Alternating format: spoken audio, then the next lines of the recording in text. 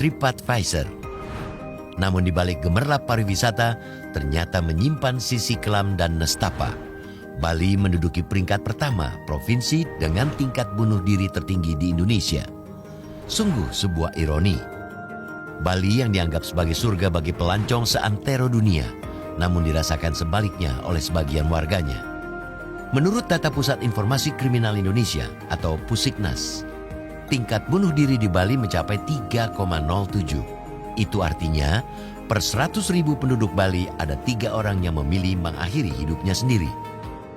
Angka ini bahkan 2 kali lipat melampaui Provinsi Daerah Istimewa Yogyakarta yang berada di posisi kedua dengan tingkat bunuh diri 1,58. Polda Bali mencatat sepanjang Januari hingga Agustus tahun 2024 terdapat 95 kasus.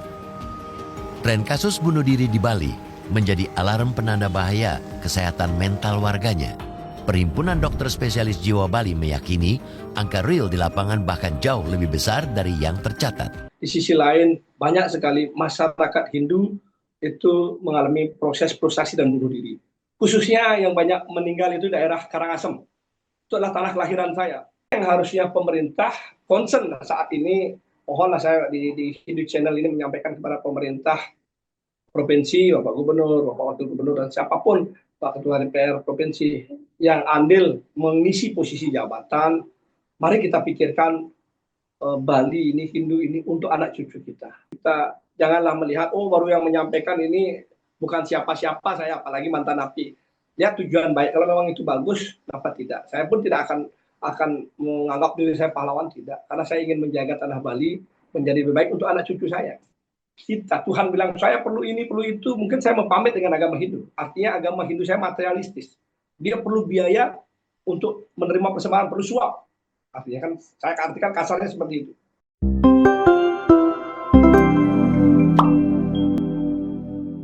Om Swastiastu, Rahayu pemirsa Hindu Channel. Tentu Hindu Channel mengucapkan banyak terima kasih atas dukungan, support dengan cara subscribe, like, dan share Hindu Channel. Karena berkat Bapak Ibu subscribe Hindu Channel, like, tonton sampai video full, itu membuat kami sebagai generasi Hindu, sebagai Hindu Channel semakin semangat untuk memberikan ilmu pengetahuan secara terkini. Dan hari ini kami dari Hindu Channel melihat kondisi istimewanya Bali. Ketika kami dari luar Bali melihat Bali, itu sangat indah alamnya, tradisi dan juga budaya sangat dijaga seperti itu. Dan akhir-akhir pekan ini ada viral terkait dengan Ulapati. Nah, karena kami memiliki umat Hindu, relasi di sana, tokoh-tokoh Hindu, akhirnya kami berusaha untuk diskusi. Benarkah itu terjadi banyaknya Ulapati karena mendapatkan peringkat 1 untuk tingkat bunuh diri, khususnya di Bali. Selain daerah-daerah lain juga ada, namun Bali termasuk paling tinggi. Bahwa kita sadari terkait dengan Ulapati itu kan hal yang sangat tidak baik, asubha karma seperti itu. Nah, coba kita sapa dari Bali melalui Zoom, yaitu Jero Bima Ismaya Jaya. Tastu, Jero.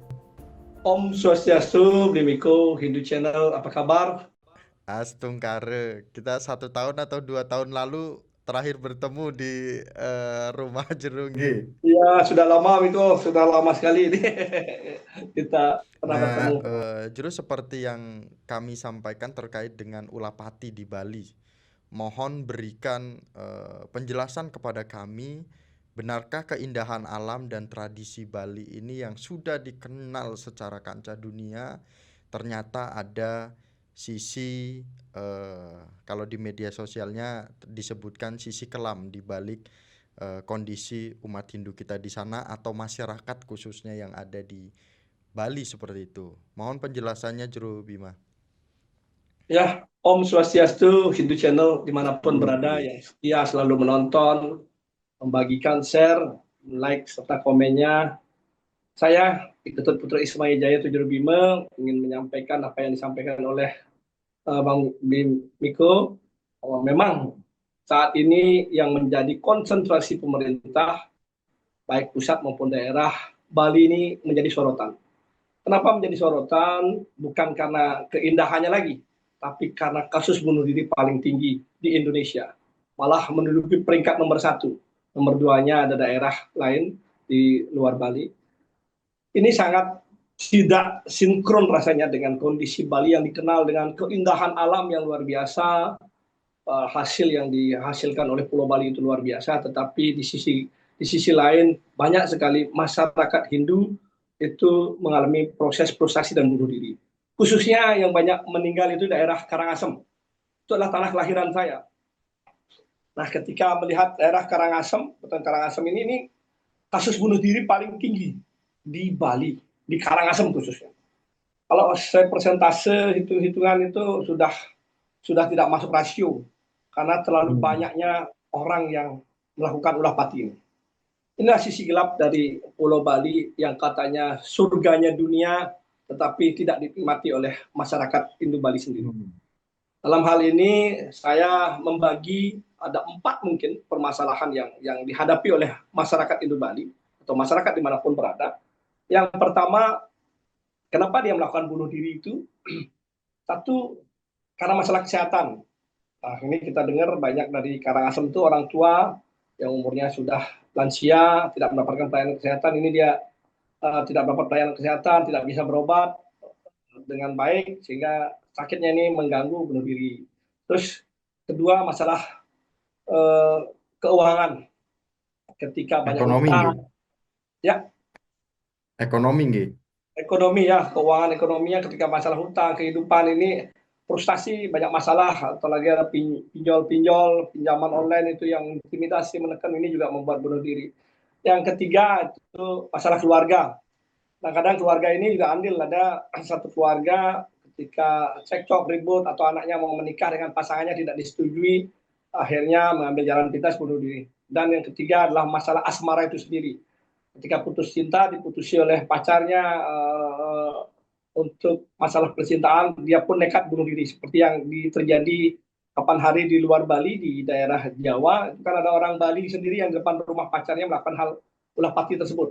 Nah, menurut saya ini 4 kategori. Sehingga ini yang harus diklase oleh pemerintah, oleh kita semua, bagaimana membagi fase-fase ini tidak terjadi bunuh diri. Karena sangat sayangkan, mengalami proses bunuh diri adalah sesuatu dosa yang luar biasa. Karena saya sendiri, kalau cerita, saya sendiri pernah berproses seperti ini dan membedah akhirnya hidup. Itu, Niko. Nah, kemudian Jurubima itu tadi terkait dengan ulah pati khususnya di Bali. Kalau menurut Jurubima, dari kondisi secara ajaran agama Hindu, niki kan sangat ini sekali, bahaya sekali jika kita melakukan ulah pati. Nah, kalau menurut Jurubima, ketika ada seseorang yang melakukan ulah pati di Bali dengan yang sudah kita lihat saat ini, ritual di Bali ini kan sangat ketat sekali. Apakah setiap ada ulah pati akan selalu dilakukan ritual? Ini kan juga belum tentu menyelamatkan sang roh ini, Jurubima. Ya, benar sekali ini edukasi ini yang perlu masyarakat ketahui, khususnya masyarakat kelas bawah. Karena ketika kita melakukan hal, ada keluarga atau siapapun melakukan ulah pati atau bunuh diri ini, proses pencarian upekara itu besar. Yang diupekarai satu tempat dia meninggal, bisa jadi desa itu tersendiri, desa adat, widangan adat itu, dan jagat itu bisa meluas ke kabupaten ketika pas upacara besar atau di tempat-tempat yang sakral. Nah, ini prosesnya memerlukan biaya yang sangat besar, pembersihannya, pencaruannya itu luar biasa karena melakukan hal ulah pati. Harapannya masyarakat Bali Hindu janganlah sampai melakukan ulah pati, karena ketika kita melakukan ulah pati, kalau dalam sastra Weda diceritakan depan Esa bahwa sang roh itu akan terkurung dan lama reinkarnasinya, turun reinkarnasi akan dihukum misalnya dengan hukuman yang berat, dengan penyiksaan dan segala macam sangat roh. Kalau saya lain mencermati hukum ini ya, hukum belah pati. Ketika proses saya di dalam proses penjara itu saya belajar tentang kehidupan tanpa sastra, ini bahasa saya yang saya bilang tanpa sastra. Ketika ada orang yang bunuh diri, Tuhan akan berkata, aku sangat marah kepadamu karena engkau tidak berterima kasih telah kuberikan kehidupan, lahir ke dunia menjadi manusia. Banyak orang yang di atas sana ingin reinkarnasi menjadi manusia, ingin memperbaiki dirinya. Tapi ketika kita lahir ke dunia dengan kesempurnaan diberikan, malah dengan cobaan yang tidak begitu berat, kita melakukan hal yang membunuh diri kita. Apa hukumannya? Saya tanya begitu dalam penjara dengan diskusi saya pribadi dengan Tuhan yang saya rasakan. Apa hukumannya Tuhan ketika orang bunuh diri? Jadi ketika orang bunuh diri, Tuhan berkata, contoh saya nih, ketika saya bunuh diri, Tuhan hanya menentukan takdir lahir dan mati serta garis karma kelahiran. Nah, ketika saya mati di umur saya 46 tahun sekarang, dan bunuh diri nih ulah pati, saya bunuh diri umur 46 tahun. Akhirnya takdir saya mati umur 90. Nah ketika saya mati umur 46, saya nggak akan terima di alam sana. Jadilah saya roh gentayangan ya. Makanya kata di alam ini orang bilang yang bisa melihat ada melihat roh-roh manusia yang masih bergentayangan karena dia tidak diterima di alam sana karena takdirnya belum masuk ke alam. Karena dia menempati ruang yang kosong, menjadilah dia roh yang bergentayangan keliling, dia tidak kesunyian, kehampaan yang dia dapatkan, penyiksaan yang luar biasa di alam roh itu. Ketika akhirnya mencapai umur yang ke-90, takdir saya baru akan diterima di alam sana. Tetapi ketika diterima di alam sana, proses saya bukan reinkarnasi turun menjadi manusia, tapi menjadi binatang. Menjadi binatang paling kecil, ribuan kali binatang. Nah, kita lihat rohnya binatang. Semeton Hindu Channel, dimanapun berada, bisa melihat kalau ada anjing, kucing, binatang apapun yang sudah punya rasa, dia punya bisa rasa sedih. Saya membuktikan ketika saya bebas itu, saya punya anjing, lahirkan anak, ada 4 anak yang lahir. Ketika ada anak saya main alat musik, satu anjing ini merongrong ya kayak nyanyi ya yang satunya diam. Ketika ada main bola, yang satunya gesit. Mungkin saya berpikir, oh ini roh seorang artis yang mati bunuh diri dulu. Oh ini roh pemain bola. Binatang itu mempunyai hati yang kurang lebih dia bisa merasakan peka ya terhadap kita. Dialah reinkarnasi dihukum oleh Tuhan untuk menjadi binatang, bukan menjadi manusia lagi karena kita sudah tidak bersyukur. Jadi saya minta kepada siapapun Semeton Hindu Channel dimanapun berada, ketika mau melakukan hal-hal yang bunuh diri, jangan. Saya sendiri pernah berproses hal itu. Saya pernah, kalau saya ngomong begini kan, artinya saya pernah hampir melakukan hal bunuh diri. Umur saya waktu itu 21 tahun, boleh ditanya kalau ada yang tahu dekat saya, saya tinggal pernah di WS Pratma di Denpasar. Karena frustasi masalah putus cinta, nah akhirnya saya buka ini cerita malu sebenarnya cerita, tapi demi menyelamatkan nyawa banyak orang di luar saya sampaikan, demi saya Indonesia, demi Betarir, demi leluhur, saya cerita yang sebenarnya yang tidak ada saya ngarang-ngarang. Saya pernah nekat, karena orang Karangasem itu terkenal nekatnya, nekat bunuh diri, nekat membunuh orang. Kebanyakan begitu ya, mohon maaf. Banyak daerah lain juga banyak orang berani melakukan hal-hal nekat, tapi Karangasem itu nekatnya udah kelewatan. Karena kita lihat angka bunuh diri pun Karangasem banyak. Saya ketika saat itu mengalami fase yang betul-betul down, kosong. Mau ketemu orang malas, mau bicara sama orang malas, permasalahan saya malu gitu. Ungkapin saya masalah ini. Jadi tinggal frustasi saya. Akhirnya ketika frustasi, udahlah saya ambil jalan nekat. Saya ambil sabun cair, 1 botol, like boy, gitu, kalau nggak salah. Dan saya ambil obat Panadol, 1 kopel. Makan semua obatnya, saya minum. Peren. Minum sampai dalam perut, baru muter-muter muntah. Muntah busa-busa, nggak tahan saya muntah langsung nggak sadar bisa mungkin didobrak pintu rumah kos saya didobrak, tahu saya sadar udah di rumah sakit sudah pakai alat, hampir saya mati. Ternyata ketika Tuhan berikan kesempatan saat itu, apa yang saya lihat kenikmatan dunia luar biasa. Saya bisa hadir saat ini, berada saat ini ya karena saya bisa melewati fase. Coba kalau saat itu saya mati, apa yang terjadi? Mungkin saya nggak akan tahu. Saya mempunyai keluarga yang harmonis sekarang, anak saya banyak, jadi kebahagiaan saya dapat sama istri saya. Saya nggak tahu, saya bisa melewati proses 3 kali saya menikah, istri pertama, istri kedua, istri ketiga. Jadi ada fase ini, istri pertama saya memang prosesnya saya digugat cerai karena mertua taunya saya preman, tidak punya masa depan, saya digugat cerai. Istri kedua tidak senang lagi sama saya, dia sama laki-laki lain, saya lihat dia jalan satu tempat sama laki-laki lain, udah saya ikhlasin, saya cerai. Istri ketiga baru saya punya anak dikaruniai banyak oleh Tuhan. Jadi itu anugerah ketika kita bisa bersabar menerima. Saya melalui proses hukum berat di dalam penjara di Borgol kaki tangan. Hampir juga bunuh diri waktu itu. Karena ketika saat saya di Borgol kaki tangan saya diproses hukum yang tidak adil. Saya merasakan tidak adil. Orang yang merasakan tidak adilan bisa jadi nekat untuk bunuh diri. Karena merasa tidak ada keadilan, tidak dapat keadilan, tidak bisa ada. Saya ingin bunuh diri untuk jadi roh, saya cekek yang hukum saya cari dia dalam roh. Akhirnya Tuhan berbisik, anggap saja dirimu mati. Ketika engkau mati, apa yang bisa kamu lakukan? Kan tidak bisa melakukan apa. Ketika keluargamu mengalami penderitaan, istri, anakmu, itu bagian dari karma dia lahir ke dunia, bukan karena dosamu. Dia karena karma dia lahirkan. Kenapa dia bertemu sama dirimu ketika harus dia menderita? Kalau dia punya karma baik, dia harusnya lahir ke dunia bersama orang kaya, anak pejabat kah, anak orang kaya kah. Dia harusnya lahir di tempat yang baik, kan bersama saya. Akhirnya mengalami proses, saya harus meninggalkan istri anak saya di dalam penjara. Dia membawa karmanya. Karena saya tahu saya tidak bersalah di penjara. Artinya dia terpisah karena karma. Jadi itu buat Semeton Hindu Channel, mari kita berpikir sebelum melakukan hal itu. Banyak orang berpikir, udahlah mati urusan selesai. Dia tidak tahu penyiksaan di alam sana akan jauh lebih sakit. Karena kita nggak tahu saja. Hukuman untuk keluarga, malu keluarga besar. Orang tua, menangis orang tua akan sejadi-jadinya berhari-hari. Dia meratapi begitu dia disayang anaknya waktu kecil, mudanya dia bunuh diri. Begitupun orang tuanya. Ketika dia meninggalkan dirinya sakit-sakitan, anak-anaknya pun akan menderita, merasa berdosa, salah, tidak bisa ngurus orang tua. Nah ini yang peranan penting adalah pemerintah harus sering melakukan edukasi, memberikan Dharma Wacana. Karena umat Hindu haus akan Dharma Wacana, pemaparan tentang apa sih hukum karma, apa sih dosa orang melakukan kesalahan. Kalau melakukan ini dosanya apa yang bisa masuk logika mereka bisa terima. Ini yang kurang, sehingga tidak ada yang memberikan hukuman, mereka paham tentang hukuman melakukan kesalahan, yang mereka akan melakukan kesalahan. Gitu. Itu mungkin dulu sambil kita diskusi. Oke.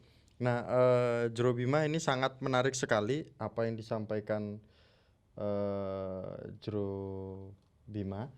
Nah, pemirsa Hindu Channel, apa yang disampaikan Jero Bima ini adalah hal yang memang sudah dilakukan oleh Jero Bima dan hampir merenggut nyawa beliau.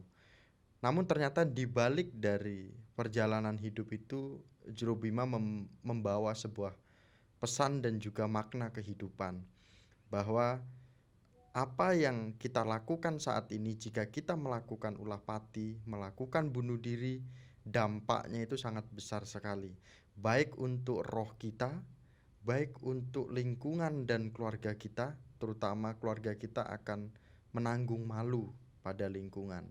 Dan apalagi di zaman media sosial sekarang, melakukan bunuh diri itu juga bisa langsung tersebar ke berbagai media, khususnya medsos, baik itu TikTok, Instagram, Facebook, dan juga YouTube.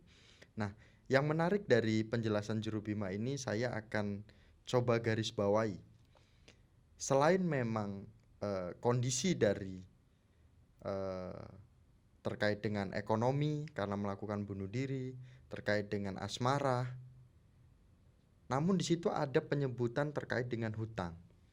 Kalau kita melihat Bali, ritualnya sangat besar sekali. Jangan sampai apa yang disampaikan Jero Bima ini hutang karena melakukan ritual, hutang melakukan persiapan-persiapan sesaji. Bagaimana pandangan ini menurut Jero Bima? Kita coba dengarkan. Ya, ketika upekara, mudah-mudahan ya, kalau masalah upekara kayaknya tidak terlalu banyak Semeton Hindu Bali yang mengalami proses belah pati itu. Yang banyak adalah masalah hutang yang dia buat sendiri, hutang judi online. Kemarin kita lihat juga ada gantung di jembatan yang di Badung itu kan, itu ada yang bunuh diri, gantung berapa orang sudah di situ menggantungkan dirinya karena masalah ekonomi, hutang. Akhirnya mereka nekat untuk bunuh diri, nggak bisa melunasi hutangnya. Nah, ketika mengenai biaya upekara yang besar, tinggi, ya ini juga perlu diperhatikan ya. Karena saya sendiri mengalami proses, ketika untuk diri saya bilang, saya sendiri menguji nih. Saya bebas pertama, disambut begawan, upekara saya besar. Saya sampai ke Campuan, dan saya sampai ke ini ke Tempur. 5 bulan kemudian saya masuk penjara lagi. Jalan kedua. Jalan kedua, saya bebas, saya nggak mau dipacarai untuk kebebasan diri saya. Saya langsung pulang. Ibu saya nanya, perlu ini, ya enggak perlu, saya langsung pulang. Karena dalam komunikasi saya dengan Tuhan, Tuhan bilang, saya tidak butuh apapun untuk saya mempersembahkan kepada beliau. Ketika Tuhan bilang, saya perlu ini, perlu itu, mungkin saya mau pamit dengan agama Hindu. Artinya agama Hindu saya materialistis. Dia perlu biaya untuk menerima persembahan, perlu suap. Artinya kan, saya artikan kasarnya seperti itu. Karena beliau tidak bisa berkomunikasi, menyampaikan, saya yang merasakan. Saya buktikan dengan saya tidak upakara, saya langsung pulang. Sampai hari ini saya baik-baik saja. Tapi saya nyakukan tangan, saya mengucapkan terima kasih. Karena dalam penjara pun setiap hari saya berdoa. Wajib hukumnya untuk berdoa. Nah ini penting sekali umat Hindu untuk dekatkan diri kepada semesta dengan berdoa. Kenapa? Kalau kita sudah dekat doa spiritual, minimal kekuatan iman kita, kekuatan teguh jiwa kita akan diperkuat. Umat Hindu sendiri ketika kita lihat acara untuk upakara ritual bersembahyangnya itu paling dari hari dedinan dewasa, itu aja yang dilakukan. Keseharian jarang. Cuma agama lain pasti kesehariannya rutin dia melakukan ritual sembahyang. Kekuatan kita kalau sudah sama semesta itu menguatkan diri kita tidak melakukan hal-hal yang negatif. Nah untuk upakara adat yang besar ini, misalkan untuk desa adat segala macam itu memang diperlukan biaya pecaruan yang besar. Nah harapannya desa adat apapun pemuka agama yang ada di Bali bisalah memakai dana pemerintah karena Bali ini dari pariwisatanya menghasilkan devisa triliunan. 296 triliun ya sampai 281 triliun di Indonesia, Bali aja menyumbang 98 triliun. Berarti besar sekali sumbangan buat pemerintah pusat kepada dari Bali. Sedangkan kita di Bali sendiri kabupaten khususnya Karangasem masih menjadi kabupaten paling miskin di Bali. Banyak sekali kesusahan air minum, kesusahan akses jalan, usaha. Nah ini pemerintah harus hadir untuk memberikan lebih lah. Jangan sampai kita berobat, kita membuat Pulau Bali ini menjadi indah, kita upacarai metaksu tanah Balinya, tapi menikmati orang lain, orang dari luar Bali. Orang Hindu Bali sendiri pergi ke luar negeri kapal pesiar. Mereka tidak menikmati alam Bali, tidak menikmati di Bali untuk mendapatkan salary yang pantas dan sesuai dengan haknya. Nah, ini sehingga ritual menurut saya harusnya kita bisa merampingkan ritual, jangan sampai ritual membuat kita ulah pati. Tapi ketika karena masalah judi, masalah hutang piutang, ada solusi. Ada solusi. Jangan sampai bunuh. Saya berapa kali ada orang tua saja anaknya gara-gara judi online, anaknya perempuan sudah mau bunuh diri, datang ke sini ngobrol, kita kasih pandangan. Judi-judi begitu nggak usah dibayar, nggak akan ada masalah. Karena mereka tidak dikejar tagihan online, dia nggak tahu jalan keluarnya, takut diintimidasi, diteror, akhirnya bunuh diri untuk menghilangkan masalahnya. Nah ini jangan sampai dilakukan, ada jalannya. Jadi saya pun siap untuk mengedukasi, memberikan pendampingan untuk membela ketika ada masalah-masalah seperti ini. Itu demikian. Ini sangat menarik sekali Juru Bima bahwa memang pemerintah terkait dengan ritual ini memang juga harus dilihat seperti itu Juru Bima. Nah kemudian tadi saya sempat mendengar dari Juru Bima menarik bahwa harus rutin melakukan Dharma Wucana, kegiatan-kegiatan keagamaan. Nah, bagaimana pandangan Juru Bima dengan perkembangan zaman sekarang, di mana Bali yang sudah dilihat secara kancah internasional, kancah dunia, kemudian pola pendidikan khususnya atau pola penggemblengan terkait dengan keagamaan itu bisa berjalan karena perkembangan zaman. Tentu jika kita cara menyampaikan ajaran-ajaran agama Hindu kepada anak di zaman sekarang, sepertinya banyak juga guru-guru, banyak juga orang-orang yang akan melihat bahwa tidak seperti kita dulu ya sebagai orang tua ketika mendengarkan ajaran-ajaran agama, wejangan-wejangan agama seperti itu. Nah, bagaimana pola ini atau solusi ini bisa berjalan khususnya di Bali? Secara keagamaan berjalan, secara ekonomi yang sudah sangat melesat luar biasa juga bisa diterima dan dirasakan oleh masyarakat khususnya di Bali seperti itu, Jero. Saya dulu punya program ya, itu ada program saya yang ingin saya sampaikan kepada pemerintah ketika saya maju urusan politik di PDIP, ingin adanya pasraman modern berbasis pariwisata. Karena yang tadi saya bilang, pemahaman pembelajaran agama Hindu di Bali di sekolah pun sangat kecil sekali. Dalam satu minggu anak-anak sekolah mungkin dapat hanya 2 jam saja pemahaman tentang agama Hindu, dasar agama Hindu. Mereka belum kental sekali mendapat tentang agama Hindu. Apa itu takwal agama Hindu, apa pelajaran agama Hindu yang benar, mereka kurang. Sehingga perlu pasraman modern berbasis pariwisata yang saya harapkan nanti pemerintah provinsi mengembangkan ini dengan berkolaborasi dengan pemerintah kabupaten, karena sekolah yang saya inginkan adalah sekolah SD. SD ada pasraman di masing-masing kabupaten, satu aja pasraman. Modern berbasis pariwisata. Kenapa saya bilang modern ya? Karena sekarang situasinya globalnya modern. Ada pelatihan komputer, ada bahasa asing yang diajarkan, bahasa Cina, bahasa Inggris, bahasa Jepang, yang tamu banyak datang. Diajarkan di pasraman. Pelajaran agama Hindu jauh lebih banyak di pasraman ini. Dan sekolahnya gratis. Sehingga anak-anak itu akan mau masuk ke pasraman, mau dia belajar, diajari kebudayaan. Contoh kalau Karangasem, kebudayaan Karangasem apa sih yang ada? Jadi di pasraman ini akan diajarkan kebudayaan Karangasem, bangulat, main gebuk, main pandang, apa kegiatan-kegiatan yang ada di Karangasem, kebudayaan itu diajarkan di pasraman. Dan di pasraman ini, pemerintah kabupaten dan provinsi kerjasama harus mendatangkan wajib tamu travel untuk mampir ke pasraman-pasraman di setiap kabupaten.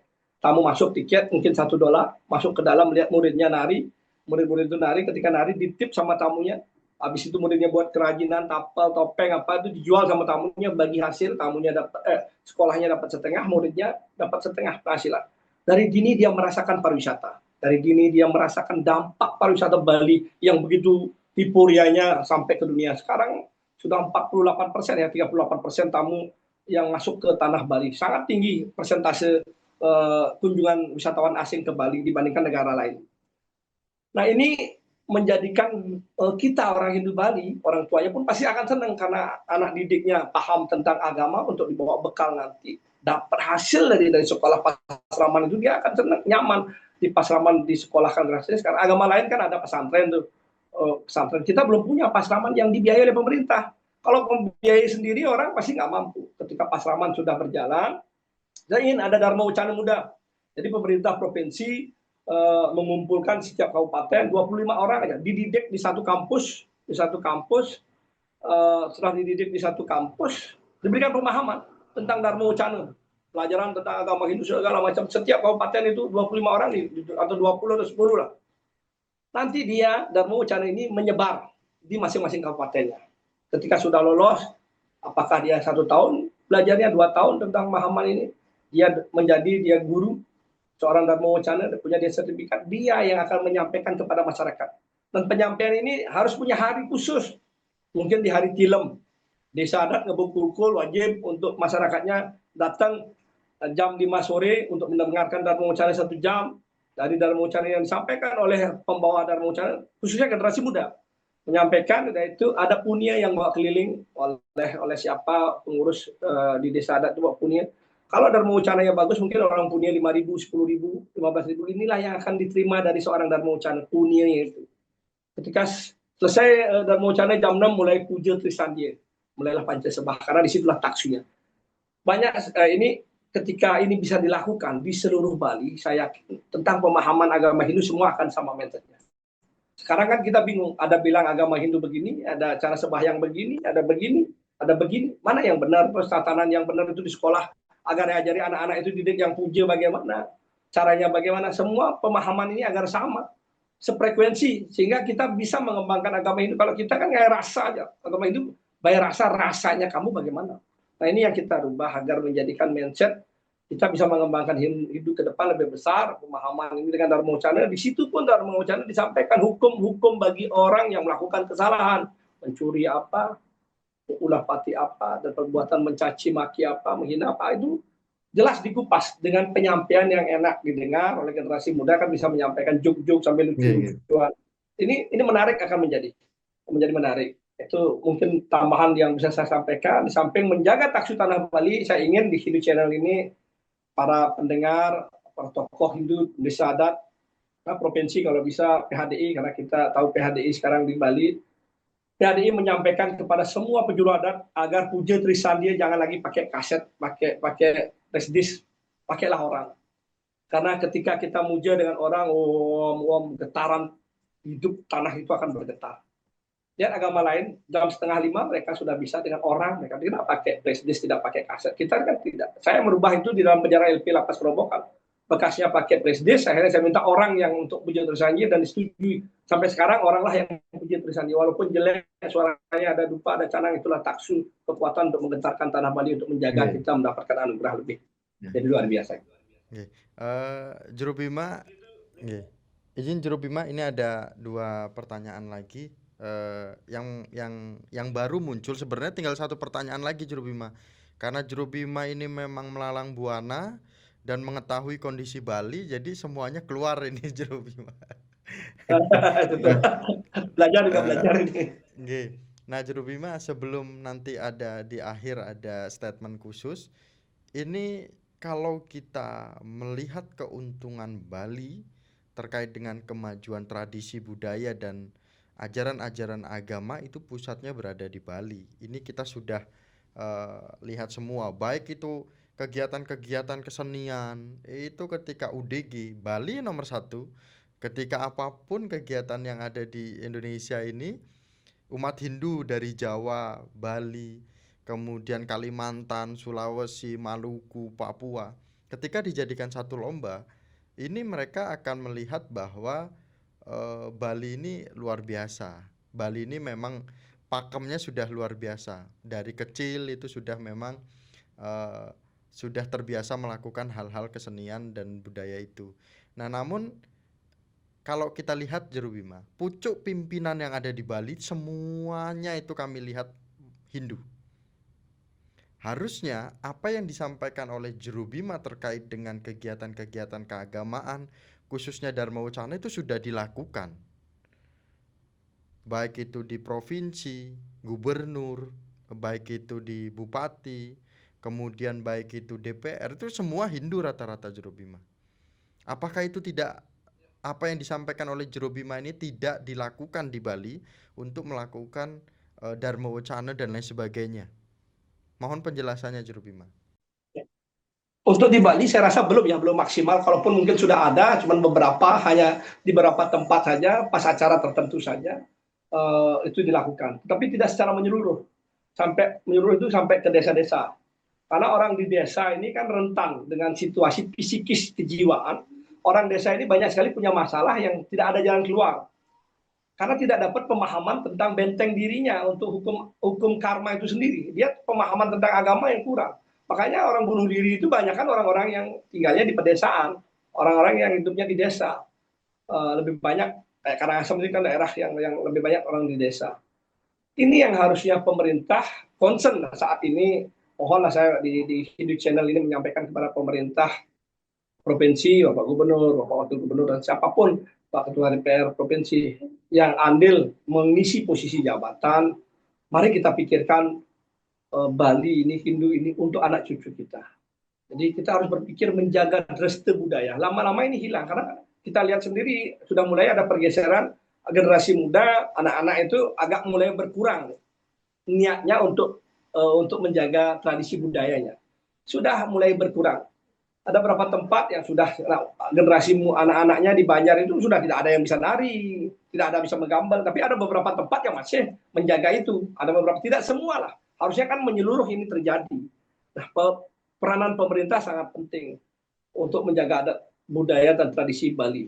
Harapan saya dengan saat ini ada di Hindu Channel bisa didengar, bisa dilakukan.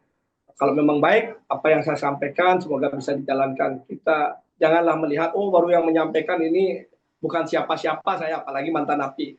Lihat tujuan baik, kalau memang itu bagus, kenapa tidak? Saya pun tidak akan menganggap diri saya pahlawan, tidak. Karena saya ingin menjaga tanah Bali menjadi lebih baik untuk anak cucu saya. Kemudian Juru Bima sampaikan pesan untuk kepada masyarakat Hindu seluruh Indonesia, tidak hanya di Bali, bahwa apa yang kita bahas hari ini merupakan hal-hal yang memang harus dihindari terkait dengan Ulapati. Nah, ini ada tiga pesan yang harus disampaikan oleh Juru Bima. Yang pertama kepada pucuk pimpinan di Bali, yaitu di provinsi, gubernur seperti apa tindakannya di Bali. Kemudian yang kedua kepada orang tua yang memang ditinggalkan oleh anak yang sudah melakukan ulah pati harus seperti apa. Kemudian yang ketiga, ada rencana orang yang ingin melakukan ulah pati, jangan melakukan ulah pati. Monggo Juru Bima, 3 poin itu. Mohon maaf Juru Bima, kita beratkan 3 pertanyaan di akhir itu Juru Bima. 3 pesan itu. Usaha ya. Ya mungkin untuk pemerintah karena provinsi dan kabupaten dimanapun berada, instansi-instansi yang membidangi, mari kita buka mata, mari kita buka telinga, mari kita peduli dengan hati. Karena banyak kasus kalau Karangasem yang paling banyak itu kasusnya adalah masalah dia tidak bisa berobat, tidak punya biaya berobat, kadang-kadang berobat tidak bisa mendapatkan akses yang cepat. Nah hal ini harus ditanggulangi. Pemerintah kabupaten, pemerintah provinsi harus peduli dan memberikan suatu warna hijau lah untuk orang-orang yang seperti ini. Karena mereka rentan sekali akan melakukan hal-hal ulah pati ketika mereka tidak mendapat kepedulian yang lebih, dapat penanganan yang lebih. Begitupun buat keluarga, anak-anaknya ketika orang tua yang sakit. Harus benar-benar memperhatikan orang tuanya dan minta surat rekomendasi dari kepala desa untuk bawa ke Pak Bupati, orang tua saya sudah mau bunuh diri berapa kali karena sakit ini, tolong berikan Pak pelayanan yang lebih. Yang penting dan benar, pemerintah harus sigap untuk memberikan agar jangan sampai malu kita menjadi provinsi yang luar biasa, bagaikan surga, tetapi di dalamnya banyak sekali yang meninggal ulah pati, banyak bunuh diri. Artinya kesejahteraan belum merata. Yang tidak baik kan kelihatan pemerintahannya. Itu ya harapan saya untuk pemerintahan agar betul-betul menjadi baik ke depan. Bali, harapan saya tidak ada lagi ulah pati. Dan untuk generasi mudanya, generasi muda yang mau melakukan ulah pati, tolong pikirkan ke depan. Jangan sangat melakukan hal-hal yang nekat karena ada bintang terang yang pastinya akan kita nikmati. Karena Tuhan itu lagi menguji kesabaran kita, kekuatan kita, diuji diri kita. Bisakah kita bersyukur terhadap kehidupan yang kita terima saat ini? Banyak orang yang kondisinya tidak bagus, lahir ke dunia dalam tidak kesempurnaan, tapi tetap masih bisa bertahan dan menjalani hidup. Masa kita yang sempurna gara-gara masalah hal-hal yang menyakitkan pikiran, kita harus bunuh diri, harus kita bersabar. Yakini di depan kita ada bintang terang yang akan Tuhan persiapkan buat kita. Itu Miko. Yang satunya apa lagi ya, Miko? Ya, bagi keluarga yang memang sedang mengalami itu harus seperti apa? Ya, buat keluarganya, ini harapan saya sih keluarga bisa tabah menerima, dan yang mau melakukan ini ingat, ini bukan takdir ya. Kalau orang bilang takdirnya dia bunuh diri, tidak. Itu takdir kita yang menciptakan. Jadi takdir itu, kalau bunuh diri itu takdir kita yang menciptakan, bukan takdir dari Tuhan. Takdir kita yang menciptakan. Jadi untuk kematian itu makanya hukumannya berat, untuk menjadi binatang paling rendah ribuan kali. Dan untuk keluarga, kalau sudah terjadi diikhlaskan, mari kita berpikir untuk keluarga yang lain. Karena saya punya cerita, ada keluarga yang ketika bapaknya bunuh diri, berapa tahun kemudian anaknya juga bunuh diri. Hal ini kok menjadi turun-temurun ya, sampai 3 keluarganya lagi satu bunuh diri, satu keluarga, fasenya beda-beda. Jadi jangan sampai hal itu menjadi hal yang menular ketika anaknya bunuh diri, bapaknya depresi, stres. Akhirnya si bapak ikut karena merasa anak ini anak kesayangan, anak yang dibanggakan, anak yang betul-betul dicintai. Akhirnya dia depresi, dia ikut bunuh diri. Jangan sampai itu terjadi. Kuatkan diri ketika sudah terjadi. Mohon ampun kepada Tuhan atas dosa yang melakukan ulah pati. Kita lah yang harus menebus dengan apa? Berbuat baik, selalu berdoa untuk memohonkan maaf kepada Sang Roh yang ulah pati, agar kita keluarga diberikan hal yang baik untuk anak cucu kita nanti. Karena diberikan kesempatan di keluarga kita lahir keturunan yang diberikan oleh Tuhan memitis dari manusia, inilah yang harus kita jaga dan kita syukuri. Oke. Suksema Juru Bima sudah bersedia untuk berbagi pengalaman dan juga pengetahuannya yang menyampaikan terkait kondisi di Bali. Harapannya ini tidak akan terulang lagi, tidak akan terjadi baik itu di Bali maupun di luar Bali. Karena ulah pati ini tidaklah tepat untuk mencari solusi atau tidaklah tepat untuk sebagai antisipasi kebahagiaan kehidupan. Dan Inilah diskusi kita bersama Juru Bima Ismail Jaya, asli dari Bali, yang menyampaikan jadi memang sudah tidak diragukan lagi. Harapan besar semoga Hindu, kegiatan-kegiatan keagamaan Hindu selalu diprioritaskan khususnya di Bali. Kami tutup dengan Paramasanti bersama dengan Juru Bima dari studio Hindu Channel dan dari Bali. Paramasanti. Om Santi Santi Santi.